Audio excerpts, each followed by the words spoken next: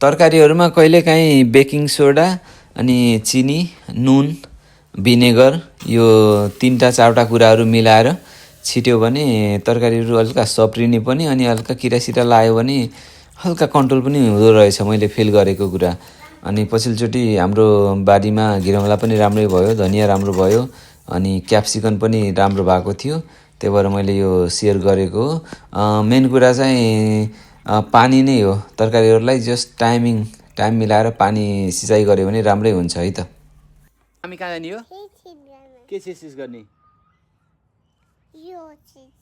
नछौ है, पहिला म गर्छु अनि त्यसपछि नानीले गरस् है। कता जाने पहिला? उता जाने? ल जाम आऊ।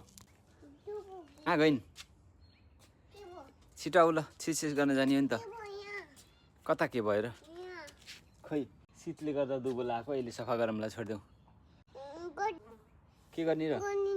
आफै सफा हुन्छ, नजाऊ भनेको मैले अनि आफूले गएर त हो नि, छोडिदेऊ। अहिले आफै सफा हुन्छ है त। के भयो? आऊ के हुन्न, अहिले सुकेपछि झर्छ।